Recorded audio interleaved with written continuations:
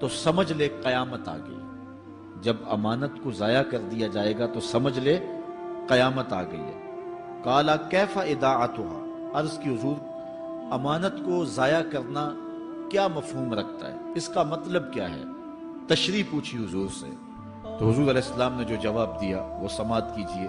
قال اذا وسد الامر الى غیر اہلہ فانتظر الساعہ، فرمایا جب معاملات نااہل لوگوں کے سپرد کر دیے جائیں تو سمجھ لے کہ قیامت آ گئی۔ جب مسندوں کے اوپر مسندوں کے حقدار نہیں ہوں گے، جب زاغوں کے تصرف میں عقابوں کا نشیمن آ جائے گا، جب تخت و تاج کے مالک غدار، بے دین اور نااہل لوگ ہوں گے، جب تخت و تاج کی حکمرانی اور مسلح و امامت کے مسند کے اوپر بیٹھنے والے بھی نااہل ہوں گے، تو پھر سمجھ لینا کہ قیامت جو ہے وہ ظاہر ہو رہی ہے، اور قیامت کا پھر انتظار کرنا۔ آج جس زمانے سے ہم گزر رہے ہیں، ہم ذرا نظر اٹھا کر کے دیکھیں تو جس بھی منصب پر ہم کسی شخص کو دیکھتے ہیں، الا ماشاءاللہ کثیر تعداد یہی ہے کہ نااہل لوگ جو ہیں وہ عالی مرتبت مناصب کے اوپر بیٹھے ہوئے ہیں، جو کہ ان کے حقوق کو اور ان کے انتظام کو بھی نہیں جانتے، جو اس مسند کے تقاضوں سے بھی آگاہ نہیں ہیں، وہ بھی اس مسند کے اوپر بیٹھے ہوئے ہیں۔ ایک زمانہ تھا، یہ ہمارے بچپن کی کہانی ہے، کہ ایک مرتبہ اسمبلی میں بحث ہوئی آبپاشی کے بارے میں، کہ فصلوں تک معقول پانی نہیں پہنچتا اور جو ہے وہ فصل اچھے طریقے سے جو ہے وہ نہیں اگ پا رہی، اور ہمارا ملک زرعی ملک ہے، تو اس کے بارے میں سوچا جائے۔ تو بہرحال اس پہ جب بحث شروع ہوئی تو ایک رکن اسمبلی اٹھا، اس نے کہا کہ پہلی بات تو یہ ہے کہ فصلوں تک پانی پہنچتا ہی نہیں ہے، اور دوسری بات یہ ہے جو پہنچتا بھی ہے وہ بھی راستے میں جو بجلی والے ہیں وہ بجلی نکال لیتے ہیں، اب وہ بجلی نکل چکی ہوتی ہے پانی سے، اب وہ خالی پانی جو ہے وہ فصلوں کو کیا کرے گا؟ تو جب نااہل لوگ ایسی مسندوں کے اوپر اور ایسے مناصب کے اوپر بیٹھے ہوئے ہوں گے اور ہم لوگ ان کو منتخب کرتے ہیں، تو پھر آپ قیامت کا انتظار کیجئے، پھر قیامت آنے میں کوئی دیر نہیں ہے۔ تو حضور علیہ السلام نے دو لفظوں کے اندر قیامت کے بارے میں یہ بات ارشاد فرما لی۔ یہ میں نے آپ کو اپنے بچپن کی کہانی سنائی ہے، لیکن اس دور کی کوئی ایک کہانی ہو تو میں آپ کے سامنے رکھوں۔ اس دور میں تو جو عالی مرتبت مناصب کے اوپر بیٹھے ہوئے انہیں سورہ فاتحہ تک نہیں آتی، سورہ اخلاص تک نہیں آتی ہے، تو اب بتاؤ کہ یہ قیامت کے قرب کی علامت ہے کہ نہیں ہے؟ آپ دیکھیں جس تخت پہ بھی، جس تاج پہ بھی، اور جس مسند اور منصب پہ بھی جو موجود ہے، کیا وہ اس کا حق ادا کر سکتا ہے یا اس کی اہلیت رکھتا ہے؟ وہ کیا کسی شاعر نے کہا تھا کہ ہر شاخ پہ الو بیٹھا ہے، انجام گلستاں کیا ہوگا؟ اور رومی نے اپنے زمانے میں کہا تھا کہ سگ وزیرو گرگ میرو موشرا درباں شود، این ارکان سلطنت ملک را ویراں شود۔ یہ ایک دردناک کہانی ہے، لیکن قیامت کی نشانیوں کے حوالے سے آپ اس بات کو سمجھیں اور حضور علیہ السلام کے فرمان کی روشنی کے اندر ہم اپنے حالات کا جائزہ لیں۔ حضرت انس رضی اللہ تعالی عنہ سے ایک روایت ہے، کہتے ہیں سمعت رسول اللہ صلی اللہ علیہ وسلم یقول، میں نے حضور علیہ السلام کو فرماتے ہوئے سنا ہے۔ یہ حضرت انس رضی اللہ تعالیٰ عنہ وہ صحابی ہیں جنہوں نے 10 سال تک حضور کی نوکری کی ہے، اور کہتے ہیں 10 سال میں ایک بار بھی ایسا نہیں ہوا کہ حضور نے مجھے اف بھی کہا ہو۔ کہتے ہیں کبھی ایسا ہوتا کہ میرے ہاتھ سے کوئی برتن ٹوٹ جاتا، ازواج مطہرات جو ہیں وہ اس پہ ناراض ہونے لگتی، تو حضور علیہ السلام روک دیتے، فرماتے اسے کچھ نہ کہو، اس برتن کی عمر ہی اتنی لکھی ہوئی تھی، یہ اتنے عرصے کے لیے ہی پیدا کیا گیا تھا۔ تو آقا کریم علیہ السلام نے جو ہے وہ ازواج مطہرات کو بھی روکا کہ وہ مجھے جھڑکے نہ۔ خدمت رسول اللہ صلی اللہ علیہ وآلہ وسلم 10 سنین، میں نے پورے 10 سال حضور کی نوکری کی ہے۔ بلکہ جب آپ کہیں گے کہ حضور کے خادم کا نام کیا ہے، سارے صحابی حضور کے خادم ہیں، لیکن نام حضرت انس رضی اللہ تعالی عنہ کا آئے گا، یہ حضور علیہ السلام کے خادم خاص ہیں، اور حضور سے بہت ساری باتیں انہوں نے سنی ہیں۔ تو ان باتوں میں سے ایک بات کہتے ہیں سمیت رسول اللہ صلی اللہ علیہ وسلم یقولو، میں نے رسول کریم صلی اللہ علیہ وسلم کو کہتے ہوئے سنا، ان من اشراط الساعۃ ان یرفع العلم، قیامت کی نشانیوں میں سے ایک نشانی یہ ہے کہ علم اٹھا لیا جائے گا۔ جہالت پھیل جائے گی، علم اٹھا لیا جائے گا۔ آج لفظ زیادہ ہو گئے ہیں، انفارمیشن زیادہ ہو گئی ہے، لیکن جس کو علم کہا جاتا ہے، جو مومن کے سینے کا جمال اور نور ہے، آج وہ اٹھا لیا گیا ہے۔ آج لوگ کہتے ہیں جی جتنا علم آج ہے اتنا علم پہلے تو نہیں تھا۔ آج کوئی غزالی دکھاؤ، کوئی رازی دکھاؤ، کوئی رومی دکھاؤ، کوئی احمد بن حنبل جیسا شخص دکھاؤ، کوئی محمد بن حسن شیبانی جیسا شخص دکھاؤ، کوئی امام ابو حنیفہ کے نالین کی خاک جیسا شخص بھی دکھاؤ، تو یہ ایک غلط بات ہے کہ جی پہلے زمانے میں اتنا علم نہیں ہوتا تھا، اب علم بہت زیادہ ہو گیا، جی علم بہت زیادہ پھیل گیا۔ علم نہیں پھیلا ہے، یہ چند معلومات ہیں، انفارمیشن کا دور ہے، اور خبریں ہیں۔ جو علم ہے، جو کہ مومن کے سینے کا جمال ہے اور باطن کا نور ہے، جو زندگی کی راہوں کو اجالتا ہے اور زمانے کو مالک کی دہلیز کے قریب کرتا ہے اور انسان کو انسانیت سکھاتا ہے، وہ علم جو ہے وہ اٹھتا چلا جا رہا ہے۔ اور حضور سے پوچھا گیا کہ حضور علم سینوں سے اچک لیا جائے گا، سینوں سے کھینچ لیا جائے گا؟ فرمایا نہیں، علماء اٹھا لیے جائیں گے۔ جب علماء فوت ہو جائیں گے تو ان کی جگہ اس درجے کے لوگ نہیں آئیں گے، پھر زوال پذیر سلسلے ہوتے چلے جائیں گے، علم اٹھا لیا جائے گا۔ جب سینے علم سے خالی ہو جائیں گے تو پھر قیامت آ جائے گی۔ اس لیے حضور علیہ السلام کا فرمان ہے، کائنات کی ہر شے علماء کی زندگی کی دعائیں مانگتی ہے، حتی الحیتان فی البحر، یہاں تک کہ سمندروں اور دریاؤں کے اندر مچھلیاں بھی علماء کی زندگی کی دعائیں مانگتی ہیں۔ انہیں پتا ہے علماء ہیں تو کائنات مارز وجود میں آئی تو موجود رہے گی، اگر علماء نہیں ہوں گے تو کائنات جو ہے وہ بالکل قیامت کا شکار ہو جائے گی۔ تو پہلی چیز حضور نے ارشاد فرمایا ان یرفع العلم، علم اٹھا لیا جائے گا، ویکثر الجہل، اور جہالت عام ہو جائے گی۔ علم کی جگہ جو ہے وہ جہالت عام ہو جائے گی۔ آج علماء نہیں رہے ہیں، آج ہم جو ہے وہ انحصار کرنے لگے ہیں چند ٹیلی ویژن چینلوں پہ، اور اس کا نتیجہ کیا ہے کہ مختلف چینلز کے اوپر بیٹھے بہت سارے لوگ گمراہی پھیلا رہے ہیں۔ یہ ایک الگ داستان ہے، ایک الگ کہانی ہے کہ کس طرح سے علم کا گلا گھونٹا جا رہا ہے اور کس طرح جو ہے وہ لوگوں کو گمراہ کیا جا رہا ہے۔ یہ جہالت کی کثرت ہے۔ اور تیسری بات جو حضور نے ارشاد فرمائی، وَيَكْسُرَ الزِّنَا، زنا عام ہو جائے گا۔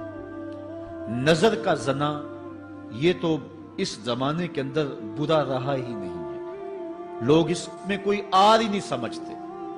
کسی کی بہن اور بیٹی کو دیکھنا اور اپنی آنکھوں کو شہوات سے بھرنا، یہ بندہ محسوس ہی نہیں کرتا ہے۔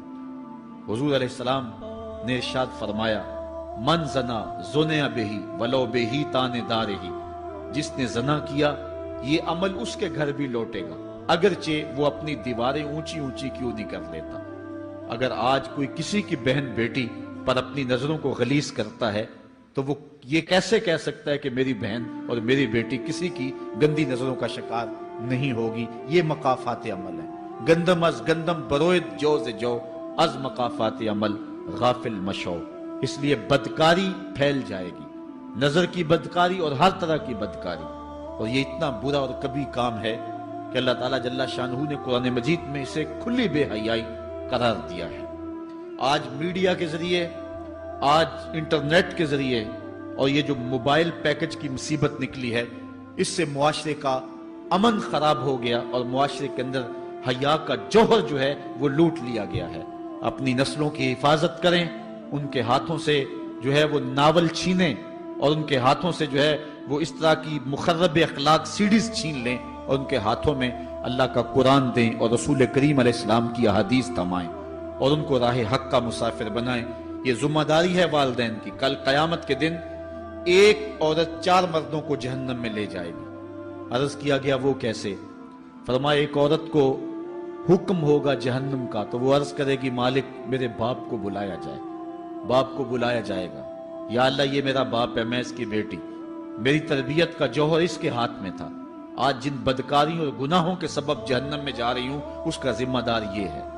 وہ باپ جس نے اپنے بیٹی کو سب کچھ دیا، اپنی اولاد کی تعلیم کے لیے اپنے پلاٹ بیچ دیے، جائیدادیں فروخت کر دی، نہیں دیا تو دین نہیں دیا، کل قیامت کے دن وہ اللہ کے حضور کیا جواب دے گا؟ ارشاد ہوگا اسے بھی پکڑو، اس کے باپ کو بھی پکڑو اور جہنم میں لے جاؤ۔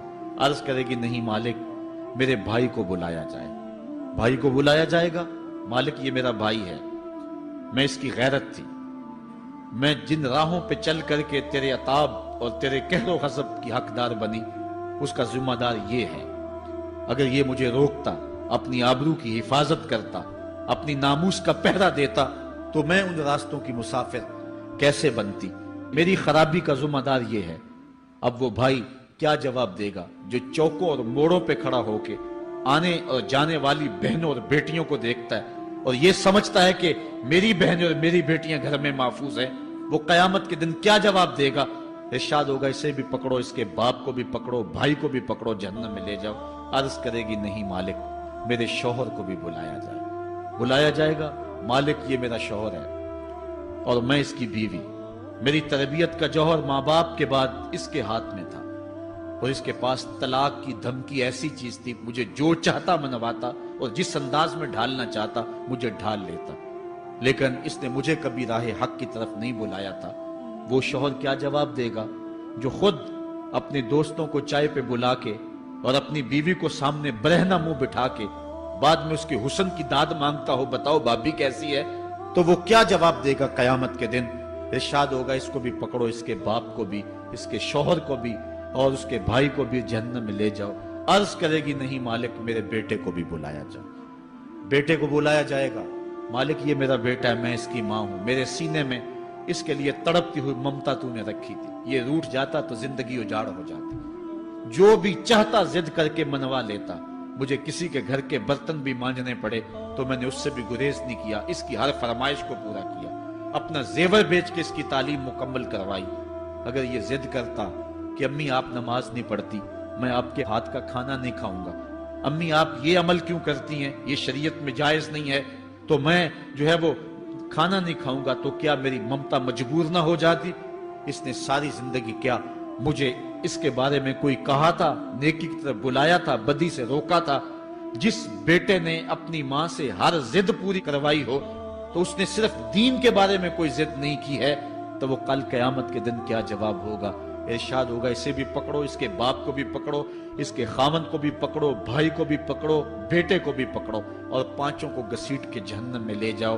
فرمایا ایک عورت 4 مردوں کو قیامت کے دن جہنم میں لے جائے گی۔ اس لیے میں اور آپ آج دیکھ لیں کہ ہمارا آخرت کا معاملہ کیا ہونے والا ہے اور ہم نے اس دنیا کے اندر کس طرح اپنی حفاظت کرنی ہے۔ چوتھی چیز جو حضور نے ارشاد فرمائی، وَيَكْسُرَ شُرْبَ الْخَمْرِ، اور شراب پینا عام ہو جائے گا۔ یہ قرب قیامت کی علامت ہے۔ آج ہماری ایلیٹ کلاس میں اور ہمارے آیان حکومت، آیان سلطنت اور سیاستدانوں اور جو ہے وہ عالی نسب خاندان جو شمار کیے جاتے ہیں، ان میں شراب پانی کی طرح سمجھی جاتی ہے۔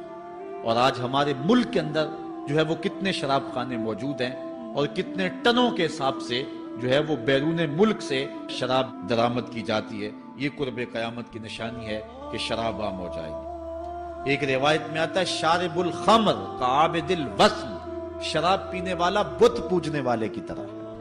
کتنا سخت فرمایا گیا، اور کل قیامت کے دن سخت رسوا ہوگا جو دنیا کے اوپر شراب پیتا رہا ہوگا۔ اللہ تعالی ہم سب کو محفوظ فرمائے۔ وَيَكِلَّ الرِّجَالِ وَيَكْسُرُ النِّسَاءَ، اور ایک نشانی حضور نے یہ ارشاد فرمائی کہ مرد تھوڑے ہو جائیں گے اور عورتیں زیادہ ہو جائیں گی۔ ایک تو عورتوں کی افزائش زیادہ ہوگی، اور دوسری بات مختلف ہنگاموں میں، حادثات میں اور جنگوں میں مرد قتل کر دیے جائیں گے اور عورتیں زیادہ ہو جائیں گی، یہاں تک کہ حضور نے فرمایا حتی یکون ل50 امرأۃ القیم الواحد، یہاں تک کہ 50 عورتوں کا ایک مرد منتظم ہوگا۔ 50 عورتیں ہوں گی اور کمانے والا صرف ایک مرد ہوگا۔ یہ قرب قیامت کے حالات ہیں جو حضور نے بیان کیے۔ حالات اس طرف بڑھ رہے ہیں اور ایک وقت وہ آنے والا ہے کہ بالکل جو حضور نے فرمایا وہ چیزیں سامنے آئیں گی۔ حضرت ابو سعید خدری رضی اللہ تعالی عنہ سے ایک روایت سنیے۔ حضور نے ارشاد فرمایا مجھے قسم اس رب کی جس کے قبضے میں میری جان ہے، اتنی دیر تک قیامت نہیں آئے گی، یہ وقت بھی آئے گا کہ جانور انسان سے باتیں کریں گے، انسان ان کی بولی سمجھے گا اور وہ ان سے باتیں کریں گے۔ وَحَتَّى تُكَلِّمَ الرَّجُلَ عَذْبَةُ صَوْتِهِ، اور اس کے کوڑے کی جو رسی ہے اس کا جو پھندنا ہے وہ بھی انسان سے باتیں کرے گا، وَالشِّرَاكُ نَالِهِ، اور اس کے جوتے کا تسمہ بھی اس سے بات کرے گا، يُخْبِرَ فَخِذُهُ بِمَا أَحْدَثَ أَهْلُهُ بَعْدَهُ، اس کا گھٹنا اس کو بتا دے گا اس کے بعد میں اس کے گھر والوں نے جو باتیں کی۔ یہ حالات پیدا ہو جائیں گے۔ آج موبائل اور جدید ٹیکنالوجی آ رہی ہے تو اس بات کو سمجھنا مشکل نہیں ہے۔ اس زمانے کے اندر جبکہ ان چیزوں کا تصور بھی نہیں تھا، صحابہ نے پھر بھی یقین کیا کہ ہوگا، حضور نے کہا ہے، اور آگے بیان کیا۔ اور آج تو حالات نظر آ رہے ہیں کہ بالکل جو حضور نے بتایا وہ سب کچھ جو ہے وہ ہونے والا ہے۔ حضرت ابو ہریرہ رضی اللہ تعالی عنہ سے ایک روایت ہے، یہ وہ صحابی ہیں جنہوں نے سب سے زیادہ حضور علیہ السلام کے فرامین امت تک پہنچائے ہیں، کثرت کے ساتھ حضور کی صحبت کا دور پایا اور اصحاب صفہ میں سے تھے، زندگی کا ایک ایک لمحہ حضور کی قربت میں گزارا۔ حضرت ابو ہریرہ رضی اللہ تعالیٰ عنہ فرماتے ہیں کہ رسول کریم صلی اللہ علیہ وسلم نے ارشاد فرمایا، اذا اتخذ الفیء دیوالا، جب مال غنیمت کو، جب سرکاری خزانے کو اپنی ذاتی دولت سمجھا جائے گا، اس میں تصرف کیا جانے لگے گا، سرکاری خزانے میں لوگ جس طرح چاہیں گے تصرف کریں گے، ایک زمانہ آئے گا اور وہ دیکھ لو بالکل ہمارے سامنے۔ والامانۃ مغنما، اور امانت کو مال غنیمت سمجھا جائے گا، جس طرح غنیمت بندہ استعمال کرتا ہے وہ امانت کو اس طرح غنیمت سمجھے گا اور اس کو جو ہے وہ غصب کر جائے گا۔ والزکوٰۃ مغرما، اور زکوٰۃ کو ٹیکس سمجھے گا، مجبور ہو کے دے گا، وہ زکوٰۃ دینا چاہے گا ہی نہیں۔ اور آج کتنے لوگ ہیں جو زکوٰۃ نہیں دیتے؟ اگر لوگ صحیح طور پہ زکوٰۃ ادا کر دیں اور زکوٰۃ کے جو حقدار ہیں ان تک پہنچے تو پاکستان میں صرف 1-2 سالوں کے اندر غربت ختم ہو جائے۔ اتنی دولتیں ہیں لوگوں کے پاس، اتنی جائیدادیں ہیں لوگوں کے پاس۔ ایک تو سارے لوگ زکوٰۃ ادا نہیں کرتے، دوسرا یہ ہے حقداروں تک نہیں پہنچتی۔ پیشہ ور مانگنے والے اور اس موسم کے اندر جو ہے وہ اپنے آپ کو غریب ظاہر کر کے اور مختلف اپنی مجبوریاں ظاہر کر کے مال ہتھیانے والے بہت سارے ہیں، اور زکوٰۃ دینے والا کہتا ہے میں جلدی جلدی فارغ ہو جاؤں۔ جتنی محنت مال کو کمانے میں صرف کی ہے اتنی ہی محنت حقداروں کو تلاش کرنے کے لیے بھی کرے تاکہ اس کی زکوٰۃ اصل مصارف تک پہنچے۔ تو قرب قیامت میں یہ ہوگا کہ زکوٰۃ کو ٹیکس جانا جائے گا۔ وَتُعُلِّمَ لِغَيْرِ الدِّينِ، اور علم دین کے لیے حاصل نہیں کیا جائے گا، دین کے علاوہ کے لیے حاصل کیا جائے گا۔ اس کے 2-3 مفاہیم ہیں۔ ایک تو مفہوم ہے کہ علم دین حاصل کرنا لوگ چھوڑ دیں گے، وہ انجینئر اور ڈاکٹر اور کیا کچھ بننے کے لیے جو ہے وہ علم حاصل کریں گے۔ نام خدمت انسانی ہی ہے کہ میں یہ سب کچھ کر کے اپنے وطن کی خدمت کروں گا، انسانیت کی خدمت کروں گا، لیکن بعد میں جب مسندوں پہ بیٹھتے ہیں اور جو حال کرتے ہیں وہ کسی سے مخفی نہیں ہے۔ مسیحا پھر کس روپ کے اندر آتا ہے اور کس طرح قوم کو دونوں ہاتھوں سے لوٹتا ہے، یہ قرب قیامت کی نشانی ہے۔ ہر بندہ جو ہے وہ علم تعلیم حاصل اچھا انسان بننے کے لیے نہیں، با کردار شخص بننے کے لیے نہیں، اچھا مومن بننے کے لیے نہیں، صالح فرد بننے کے لیے نہیں، بلکہ کمائی کرنے کے لیے، زیادہ زیادہ پیسے کمانے کے لیے وہ علم حاصل کرے گا۔ اور دوسری یہ بات کہ جو دین کا علم بھی حاصل کریں گے وہ بھی غرض و غائد جو ہے وہ اپنی چھوڑ دیں گے جس مقصد کے لیے جو ہے وہ علم حاصل کیا جاتا ہے۔ اور یہ قرب قیامت کی نشانی جو حضور نے بیان کی یہ بھی ہم اپنے زمانے میں دیکھ رہے ہیں۔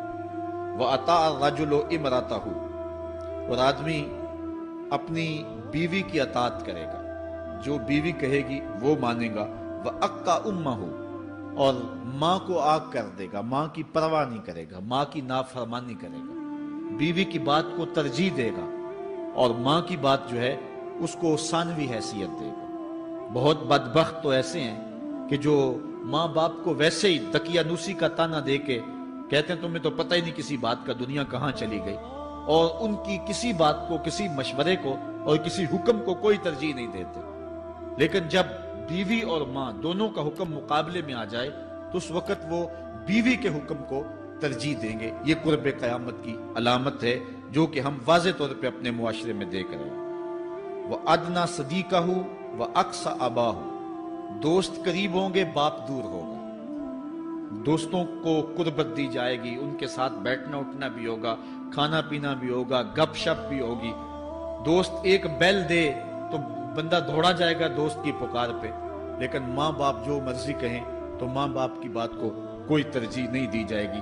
یہ قرب قیامت کی نشانیوں میں سے ایک نشانی ہے، اور اس وجہ سے آج لوگ محروم ہو گئے ہیں اور گھروں میں برکت نہیں رہی۔ ماں باپ اگر کچھ کہیں، کوئی چیز لانے کے لیے بھی کہیں، تو بچہ 100 بہانے کرتا ہے اور دوست کی پکار پہ لبیک کہتا ہوا بھاگ اٹھتا ہے۔ وَظَهَرَتِ الْأَصْوَاتُ فِي الْمَسَاجِدِ، مسجدوں میں لڑائیاں ہوں گی، مسجدوں میں جو ہے وہ آوازیں بلند ہوں گی لڑائیوں کی، ایک دوسرے سے الجھاؤ پیدا ہو جائیں گے۔ آج ہماری مسجدوں میں پنکھا بند کرنے سے لڑائیاں شروع ہو جاتی ہیں۔ یہ بالکل آپ کے قریب ایک شہر میں ہوا ہے، ایک آدمی قتل ہو گیا صرف اس معاملے میں کہ وہ ایک کہہ رہا تھا کہ لائٹ بند کر دو، اور دوسرے نے کہا کہ میں نماز پڑھ رہا ہوں تو تم نے مجھے دیکھا نہیں، اور اس بات پہ لڑائی شروع ہوئی، حتیٰ کہ فائرنگ تک نوبت پہنچی، اور ایک آدمی جو ہے وہ قتل ہو گیا۔ آپ نے اخبارات میں پڑھا ہوگا۔ تو اس طرح مسجدوں کے اندر جو ہے وہ لڑائیاں شروع ہو جائیں گی، یہ قرب قیامت کی نشانی ہے۔ وَسَادَ الْقَبِيلَةِ فَاسِقُهُمْ، قبیلے کا سردار سب سے فاسق اور بدتر شخص ہوگا۔ خاندان کا، قبیلے کا، برادری کا وہی سربراہ ہوگا، وہی قائد ہوگا، وہی لیڈر ہوگا، وہی پنچ ہوگا جو جتنا بڑا غنڈہ اور جتنا بڑا بدماش ہے، اس کو ہی جو ہے وہ سرپرستی جائے گی۔ شرافت نام کی چیز ہی باقی نہیں رہے گی۔ شرافت کے بل بوتے پہ آگے نہ کوئی سیاست میں آ سکے گا، نہ کوئی خاندان میں آگے آ سکے گا، بلکہ اب تو حال ہی ہوا کہ اب ہماری محافل اور آراس کے اندر بھی جو مہمان خصوصی رکھے جاتے ہیں وہ بھی اس اعتبار سے نہیں رکھے جاتے کہ متقی شخص تلاش کرو جس کو مسند صدارت پہ بٹھایا جائے، جس کو مہمان خصوصی رکھا جائے۔ اس میں بھی یہ دیکھا جاتا ہے کہ کس کا اثر معاشرے کے اندر زیادہ ہے، چاہے وہ اثر و رسوخ اس نے منشیات فروخت کر کے ہی حاصل کیا ہو، کس کی دولت زیادہ ہے، چاہے اس نے وہ دولت لوگوں کا خون نچوڑ کے حاصل کی ہو، وہی مہمان خصوصی ہوتا ہے محفل نعت میں، چونکہ وہ پیسے زیادہ پھینک سکتا ہے۔ اور ایک غریب آدمی جو کہ تہجد کی نماز پڑھنے کا بھی عادی ہے، اس کو جوتیوں پہ جگہ ملتی ہے، اس کا قصور صرف یہ ہے کہ وہ غریب ہے اور اس کے پاس حرام کی کمائی نہیں ہے۔ یہ حضور علیہ السلام نے نشانی فرمائی، اور جو آج ہم اپنی آنکھوں سے دیکھ رہے ہیں۔ وَسَادَ الْقَبِيلَةِ فَاسِقُهُمْ، قبیلے کا سردار جو ہے وہ بدتر اور فاسق شخص ہوگا۔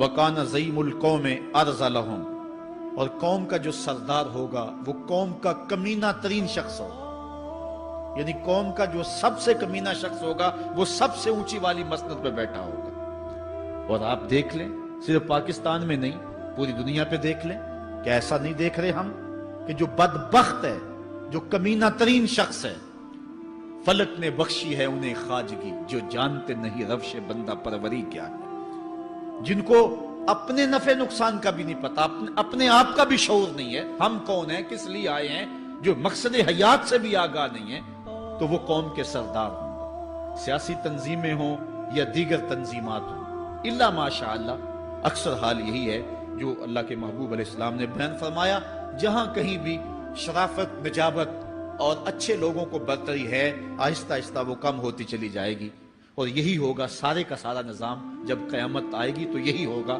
کہ جتنا برا شخص ہوگا، جتنا کرپٹ شخص ہوگا، جتنا ظالم شخص ہوگا، جتنا ڈاکو لٹیرا اور انتہائی کمینہ صفت شخص ہوگا، وہی جو ہے وہ قوموں کا سردار ہوگا۔ وَأُكْرِمَ الرَّجُلُ مَخَافَةَ شَرِّهِ، اور آدمی کی عزت اس کی شر سے بچنے کے لیے کی جائے گی۔ فلاں بندے سے اگر تعلقات قائم نہ رکھے تو ہمیں نقصان پہنچائے گا۔ آج 10 نمبر کا غنڈہ بھی ہو تو لوگ اس سے تعلق ضرور استوار رکھتے ہیں، یہ فخر سمجھتے ہیں۔ آج کل افطار پارٹیاں ہو رہی ہیں اور اس میں ان کو بلایا جاتا ہے دعوت افطار پر جنہوں نے روزے ہی نہیں رکھے ہوئے۔ یہ افطار پارٹیاں نہیں ہیں، یہ ایک تماشا ہے جو لگایا جاتا ہے۔ اس لیے یہ ایک مزاج ہوگا قرب قیامت میں جس کا بیان حضور علیہ السلام نے کیا، جبکہ ہم ہر روز یہ اللہ سے وعدہ کرتے ہیں، وَنَخْلَعُ وَنَتْرُكُ مَن يَفْجُرُكُ، دعائے قنوت میں کہتے ہیں، اے اللہ جو تیرے حکموں کو توڑتا ہے ہمارا اس سے کوئی تعلق نہیں ہوگا۔ یہ روز عہد کرتے ہیں لیکن مسجد سے نکل کے اس عہد کو توڑ دیتے ہیں، بلکہ بہت سارے تو مسجد کے اندر ہی توڑ دیتے ہیں۔ وَظَهَرَتِ الْكَيْنَاتُ وَالْمَعَازِفُ، اور گانے والی اور بجانے والی عورتیں اور گیت گانے والی عورتیں، رنڈیاں، یہ جو ہے وہ گانا شروع کر دیں گی اور یہ عام ہو جائے گا۔ اب تو حد ہو گئی کہ مذہب کے نام سے بھی یہ سب کچھ ہو رہا ہے۔ یہ شام کلندر کے نام سے جو پورے ملک کے اندر ایک جو ہے تقریب شروع ہوئی ہے، اس میں جو ہے ان عورتوں کو بلایا جاتا ہے اور لکھا ہوتا ہے باقاعدہ اشتہاروں کے اوپر کہ فلاں جو ہے وہ گانے والی آئے گی اور وہ جو ہے وہ اپنا کلام پیش کرے گی، اور یہ مذہب کے نام پہ ہو رہا ہے۔ اور حد یہ ہو گئی کہ یہ بڑھتا ہی چلا جا رہا ہے۔ اس کو روکنے کی گو مربوط کوششیں بھی نہیں ہوئی، لیکن ایک ایسا عمل تھا کہ جس کو ہر صاحب شخص برا سمجھتا ہے، لیکن اس کے باوجود یہ پھیلتا چلا جا رہا ہے۔ اور جو کچھ معاشرے میں ہو رہا ہے وہ حضور علیہ السلام نے پہلے ہی نشاندہی کی۔ وَشُرِبَتِ الْخُمُورُ، اور شرابیں پی جائیں گی، رنڈیاں ناچیں گی، گانے گائیں گی اور شرابیں پی جائیں گی۔ وَلَعَنَ آخِرُ هَذِهِ الْأُمَّةِ أَوَّلَهَا، اس امت کے بعد میں آنے والے لوگ پہلے گزروں پر لعنت کریں گے۔ کہیں انہیں تو پتہ ہی نہیں ہے۔ پاکستان کے اندر باقاعدہ آرٹیکل چھپے اخبارات میں کہ محمد بن قاسم جو ہے وہ ڈاکو تھا، سلطان محمود غزنوی لٹیرا تھا، یہ مضامین شائع ہوئے۔ صحابہ کو گالیاں نہیں دی جا رہی، کتنے لوگ ہیں جو صحابہ کو برا بھلا کہتے ہیں، اور حضور علیہ السلام کے والدین طیبین جن کی وساطت سے یہ درے اور گوہر شاہوار ہمیں نصیب ہوا، ان والدین کو ممبروں پہ بیٹھ کے کیا جہنمی نہیں کہا جا رہا؟ تو یہ وہ زمانہ، کیا امام حسین کو باغی نہیں کہا جا رہا؟ پہلے لوگ اندر داخل ہو کے کرتے تھے اور کتابچے چھاپتے تھے، اب آہستہ آہستہ ممبروں پہ بھی آگے اور یہ بات کہی جانے لگی ہے۔ اس پر باقاعدہ اجتماعات منعقد ہوتے ہیں، اس پہ کہا جاتا ہے۔ ایک ٹی وی چینل کے اوپر یزید کو جو ہے وہ رحمت اللہ تعالی علیہ کہا گیا، کیا کچھ نہیں ہوا، یہ سب کچھ آپ کے سامنے ہے، یہ حضور نے بیان فرمایا، یہ ہونا تھا۔ آقا کریم علیہ السلام نے ارشاد فرمایا وہ وقت آئے گا کہ جو آخر والے ہوں گے وہ سمجھیں گے کہ ہم ہی جو ہے وہ دیندار ہیں، ہمیں دین کا ٹھیکہ ہے، اور پچھلوں پر لعنت بھیجیں گے کہ انہیں کیا پتا تھا دین کا۔ آج پچھلوں کے عقائد پر حملے ہو رہے ہیں اور انہیں مشرک کہا جا رہا ہے۔ میں نے ایک دن کہا تھا، یہ بڑے زور سے کہا جاتا ہے جو یا رسول اللہ کہے وہ مشرک ہو جاتا ہے۔ میں نے کہا دیکھو اس فتوے کا اثر کہاں تک جاتا ہے۔ حضور علیہ السلام کے سارے صحابی آقا کریم علیہ السلام کی موجودگی کے اندر بھی، اور پھر دیکھیے مسلمہ کذاب کے مقابلے میں جو جنگ لڑی گئی، اس جنگ کے اندر حضرت خالد بن ولید نے لکھا کہ کافر بھی اللہ اکبر کا نعرہ لگاتے ہیں، ہم بھی اللہ اکبر کا نعرہ لگاتے ہیں، فرق ہی نہیں معلوم ہوتا اپنا کون سا ہے اور بیگانہ کون سا ہے۔ تو حضرت صدیق اکبر نے لکھا کہ جب وہ اللہ اکبر کا نعرہ لگائیں تم اس کے جواب کے اندر یا محمد آہو کا نعرہ لگاؤ۔ وَقَانَ شِعَارُ الْمُسْلِمِينَ يَوْمَئِذٍ یا محمد آہو، اس دن مسلمانوں کا شعار ہی یہ تھا، جو یا محمد یا رسول اللہ کہتا تھا وہی مومن مانا جاتا تھا، باقی کو تہہ تیگ کر دیا جاتا تھا۔ تو اگر یا رسول اللہ کہنا شرک ہے تو پھر سارے صحابی، وہ 10,000 صحابہ جو جنگ یمامہ میں شامل تھے، ان کے بارے میں پھر کیا کہو گے؟ پھر حضرت زین العابدین کے بارے میں کیا کہو گے جو کربلا کے میدان میں مدینے کی طرف منہ کر کے کہہ رہے ہیں یا رحمت للعالمین ادرک لزین العابدین۔ پھر حضرت زینب کے بارے میں کیا کہو گے؟ یا محمد آہو یا محمد آہو ھذا حسین مزمل بالدماء، جو کربلا میں کھڑا ہو کے کہہ رہی ہیں اے میرے نانا حضور، اے محمد عربی، آپ کے حسین کو دیکھو خون میں نہا گیا ہوا ہے۔ تو پھر کیا یہ فتویٰ تمہارا کہاں تک پہنچے گا؟ نہ صحابہ بچیں گے، نہ اہل بیت بچیں گے، اور نہ اولیاء امت بچیں گے، جنہوں نے کہا تھا یا رسول اللہ انظر حالنا یا حبیب اللہ اسمع قالنا۔ تو یہ قیامت کی نشانیاں ہیں کہ اگلے جو ہیں وہ پچھلوں پر لعنتیں بھیجیں گے، ان کو برا بلا کہیں گے، صحابہ کو گالیاں، اہل بیت کو گالیاں، نواسب میں کیا کچھ نہیں کیا ہے۔ اور آج بھی جو دنیا کے اوپر ناسبی ہیں وہ اہل بیت کے بارے میں کیا کیا زبان استعمال نہیں کرتے، حضور کے والدین کے بارے کیا کچھ نہیں کہا جاتا۔ تو یہ سب کچھ ہونے والا ہے جو حضور علیہ السلام نے بیان کیا، کچھ ہو رہا ہے اور کچھ تم دیکھو گے اپنی آنکھوں کے سامنے۔ پھر ارشاد فرمایا فَارْتَقِبُوا عِنْدَ ذَلِكَ رِيحًا حَمْرَاءَ وَزَلْزَلَةً وَخَسْفًا وَمَسْخًا وَقَذْفًا وَآيَاتٍ تُتَابِعُ كَنِظَامٍ قُطِعَ سِلْكُهُ فَتُتَابِعُ۔ فرمایا کہ پھر جب یہ حالات ہوں گے اور یہ پوری طرح حالات معاشرے میں پیدا ہو جائیں گے تو پھر سرخ آندیاں آئیں گی، پھر انتظار کرنا سرخ آندیوں کا، وَزَلْزَلَةً اور زلزلے کا انتظار کرنا، وَخَسْفًا وَمَسْخًا وَقَذْفًا اور دھنسنے کا انتظار کرنا، اوپر سے پتھروں کے نازل ہونے کا اور شکلوں کے بگڑنے کا انتظار کرنا۔ اور آگے فرمایا وَآيَاتٍ اور ایسی نشانیاں آئیں گی ایک دوسرے کے پیچھے آئیں گی، جس طرح تسبیح کا دھاگا ٹوٹ جائے تو پیدل پہ اس کے دانے گرتے ہیں، تو یہ سارے عذاب جن کا ذکر حضور نے کیا، میں مسلسل اوپر نیچے یہ تمہارے تک پہنچیں گے۔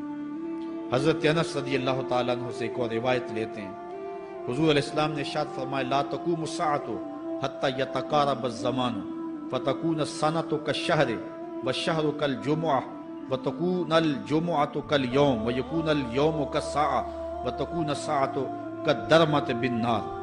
فرمایا جب قیامت آئے گی اتنی دیر تک قائم نہیں ہو سکتی جب تک زمانے مختصر نہیں ہو جائیں گے، زمانے سمٹ نہیں جائیں گے، حتیٰ کہ سال مہینے جتنا ہو جائے گا، اور مہینہ ایک جمعۃ المبارک جتنا ہو جائے گا، اور ایک جمعہ ایک دن جتنا ہو جائے گا، اور ایک دن ایک گھڑی جیسا ہو جائے گا، اور ایک گھڑی ایسے ہوگی جس طرح آگ کا شعلہ جلایا اور وہ بجھ گیا۔ اور آج آپ دیکھ نہیں رہے کہ دن کتنی جلدی گزرتا۔ کسی زمانے میں ہم گرمیوں کی چھٹیاں کاٹتے تھے تو گزرتی نہیں ہوتی تھی گرمیوں کی چھٹیاں، لیکن آج آپ دیکھیں یہ دوپہر نہیں گزرتی ہوتی تھی۔ رمضان المبارک گرمیوں کے روزے جب ہمارے بچپن میں آئے تھے تو دوپہر نہیں گزرتی ہوتی تھی، لیکن آج وہی گرمیاں ہیں، لیکن ادھر سے سورج طلوع ہوتا ہے ادھر سے غروب ہو جاتا ہے۔ وقت سمٹ گئے، زمانے سمٹ گئے، اور یہ قرب قیامت کی نشانیاں ہیں۔ خرابی اتنی زیادہ ہوگی، حضور نے ارشاد فرمایا، حضرت ابو ہریرہ سے ہے، آدمی گزرے گا اور ایک پرانی سی قبر دیکھے گا اور کہے گا وَيَقُولُ يَا لَيْتَنِي كُنْتُ مَكَانَ صَاحِبِ هَذَا الْقَبْرِ وَلَيْسَ بِهِ الدِّينُ إِلَّا الْبَلَاغُ۔ فرمایا انسان قبر کے قریب سے گزرے گا تو گزرتے ہوئے وہ ٹھنڈی آہ بھر کے کہے گا کاش کہ اس قبر کا مکین میں ہوتا، اور فرمایا دین سوائے آزمائش کے اور کچھ نہیں رہ جائے گا۔ یہ قرب قیامت کی وہ نشانیاں ہیں جو حضور علیہ السلام نے بیان کی۔ ایک اور نشانی حضور علیہ السلام نے بیان فرمائی کہ قرب قیامت کے اندر دین کا کام بھی درہم و دینار سے ہوگا۔ اس کے دو مفاہیم ہیں۔ ایک مفہوم تو یہ ہے کہ دین کا کام کرنے والے بھی پیسے ٹگے کے بغیر جو ہے وہ ایک قدم نہیں چلیں گے۔ کیا آج 2-2 3-3 لاکھ روپے نعت پڑھنے کے نعت خواں وصول ہم سے نہیں کر رہے؟ اور آج جو ہے وہ کیا دین کوڑیوں کے عوض بیچا نہیں جا رہا؟ آج گھر نکلنے سے قبل طے نہیں کیا جاتا کتنے اب دو گے، کتنے واپسی پہ دو گے، اور کتنے اوپر نچھاور کرو گے؟ دین کیا کوڑیوں کے عوض اور پیسے کے عوض بیچا نہیں جا رہا؟ ایک اس کا مفہوم یہ ہے، اور دوسرا مفہوم اس کا یہ ہے قرب قیامت میں اگر کوئی دین کا کام کرنا بھی چاہے گا تو درہم و دینار کے بغیر نہیں ہو سکے گا۔ یعنی اس کو ضرورت ہوگی کہ میرے پاس مال ہو، حالات ہوں، اور میں دین کا کام کروں۔ اگر اس کے پاس حالات نہیں ہوں گے تو دین کا کام اس کے لیے کرنا مشکل ہو جائے گا۔ جس طرح کسی زمانے میں علماء برگد کی چھاؤں میں بیٹھ کے، اور لوگ ان کے پاس بھی آ گئے، کوئی وسائل کی ضرورت نہیں تھی، وہ پڑھا سکتے تھے، لوگ بیٹھ گئے۔ امام محمد بن حسن الشیبانی جب پڑھانے بیٹھے تو آپ کی مجلس میں جو لوگ آ کے سیکھتے تھے وہ تعداد ان کی تو بہت ساری تھی، لیکن جو باقاعدہ آپ کی باتوں کو لکھتے تھے وہ 4000 لوگ تھے۔ 4000 کلمے اور دواتیں حضرت امام محمد بن حسن شیبانی کی مجلس کے اندر پڑھی ہوا کرتی تھی، اور باقی جو لوگ تھے حضرت غوث اعظم سیدنا شیخ عبد القادر جیلانی علیہ رحمہ، آپ جب تشریف لائے، ملا علی قاری نے نزہۃ الخاطر الفاطر فی مناقب شیخ عبد القادر میں لکھا ہے کہ آپ کی ایک ایک مجلس کے اندر 70 ہزار لوگوں کا اجتماع ہوا کرتا۔ آج تھوڑے لوگ اکٹھے ہو جائیں تو ہم خوش بھی ہوتے اور حیران بھی ہوتے ہیں، اتنے لوگ اکٹھے ہو گئے۔ میاں ضرورت ہے لوگوں کی کہ وہ دین سیکھیں، وہ جائیں ایسی مجالس کے اندر، لیکن لوگ سمٹ جائیں گے، نہیں جائیں گے۔ وسائل کی ضرورت ہوگی، وہ برگد کے درخت کے نیچے بیٹھ کر کے بھی لوگ جو ہیں وہ علم کا چراغ روشن کرتے تھے۔ جب لارڈ میکالے نے نصاب تعلیم مرتب کیا اور درس نظامی کو اور جو ہے عصری علوم کو الگ کر دیا، تو یہ علماء ہی تھے کہ جنہوں نے برگد کے درخت کے نیچے، پیپل کے درخت کے نیچے بیٹھ کر کے علم کے چراغ کو روشن رکھا۔ لیکن آج اگر تم ایسا کرنا چاہو گے تو کیا ممکن ہوگا کہ اس چراغ کو تم روشن رکھ لو؟ آج وسائل کی بہر صورت ضرورت ہے، اور آج سے صدیوں قبل علماء نے یہ فتویٰ دیا تھا کہ صدقہ کرنا، زکوٰۃ ادا کرنا یا دیگر امور خیر میں خرچ کرنا بڑا نیکی کا کام ہے، لیکن سب سے بڑا نیکی کا کام اس دور کے اندر آج سے قبل علماء نے فتویٰ دیا تھا کہ دین کے طالب علموں پہ خرچ کرنا ہے۔ ان پہ اگر خرچ کریں گے تو یہ وہ ایک ایسا موقع ہے کہ جس سے آپ جو ہے وہ حقدار تک حق بھی پہنچا لیں گے اور اس سے دین کو بھی تقویت ہوگی۔ آفاق کے ہر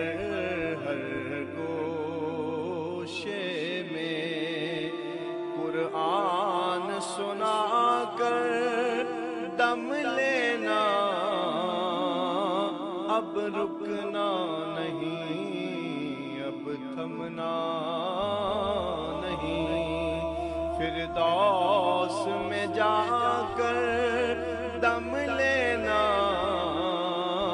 آفاق کے ہر ہر گوشے میں قرآن سنا کر دم لینا، اب رکنا نہیں، اب تھمنا نہیں۔ بسم اللہ الرحمن الرحیم۔ ہم جہد و عزیمت کے راہی، ہم جہد و عزیمت کے راہی، منزل پہ جا کر دم لیں گے، میدان عمل میں نکلے ہیں، میدان عمل میں نکلے ہیں، باطل کو مٹا کر دم لیں گے، ہم جہد و عزیمت کے راہی، منزل پہ جا کر دم لیں گے، آفاق کے ہر ہر گوشے میں، آفاق کے ہر ہر گوشے میں قرآن سنا کر دم لیں گے، اب رکنا نہیں، اب تھمنا نہیں، اب رکنا نہیں، اب تھمنا نہیں، فردوس میں جا کر دم لیں گے، ہم جہد و عزیمت کے راہی، منزل پہ جا کر دم لیں گے، میدان عمل میں نکلے ہیں، باطل کو مٹا کر دم لیں گے۔ اس دارالعلوم کی ایک ایک اینٹ میں پیار بھرا ہوا ہے، درد بھرا ہوا ہے، تو اس کے لیے دعا گو رہیں، اپنے تعاون سے بھی نوازتے رہیں۔ اللہ کی توفیق سے یہ ایک مرحلہ تقریباً تکمیل کے قریب ہے۔ ہم نے چاہا یہ تھا کہ 3.5 لاکھ روپے کا ایک ستون بما اوپر والا چھت اور فرشی لینٹر جو پڑا ہے، یہ 3.5 لاکھ روپے کا ایک بنتا ہے، تو اگر ہمیں 99 لوگ مل جائیں تو یہ سارا مکمل ہو جائے، لیکن 47 لوگ ہمیں مل سکے، کیونکہ 3.5 لاکھ روپے ہم نعت خواں کو دے لیتے ہیں، مدرسے کو دینا ہمارے لیے مشکل ہے، ہمارا مزاج ایسا بنا ہوا ہے، تو پورے ملک کے اندر اتنے لوگ ملے، اللہ ان کے رزق میں بے پناہ برکتیں عطا فرمائے۔ باقی جن لوگوں نے انفرادی طور پہ کوشش کی، 2، 5، 7، 8، 10، 20 ہزار جتنی توفیق کوئی شامل ہوئے، تو یہ اتنا کام مکمل ہوا، اور یہ تھوڑا سا حصہ ہم نے یہ کچھ قرض لے کر کے ڈالا ہے، اور آگے والا حصہ بھی ہم نے جو ہے وہ تعمیر کرنا ہے۔ جب اوپر والی چھت کا مرحلہ پہنچے گا تو ایک ستون بما چھت کے صرف 2 لاکھ روپے تک جو ہے وہ ممکن ہوگا۔ احباب اگر اس حوالے سے جو ہے وہ تعاون فرمائیں۔ جامعۃ المصطفیٰ کے جو ماہانہ اخراجات ہیں اس سلسلے کے اندر باہر سے معاونت فارم اگر وصول کر لیں، ایک بچے کا اوسط خرچہ تقریباً 1200 سے 1500 روپے تک ہے۔ اگر ایک بچے کا خرچہ اپنے ذمے لے لیں، ہمارا نمائندہ ہر مہینے وصول کر لے گا، تو یہ تعاون کی صورت ہوگی۔ بہرحال جس طرح جس سے بن پڑے، اپنے مرحومین کے اصالِ ثواب کے لیے، اس کی تعمیر کے لیے آپ نے کوشاں رہنا ہے۔ جس نے ایک پائی بھی اس جامعہ کے لیے خرچ کی، اے اللہ اس کو جزائے جزیل دے۔ جس نے گزرتے ہوئے پیار کی نظر سے دیکھ بھی لیا، اس کو بھی جزائے جزیل عطا۔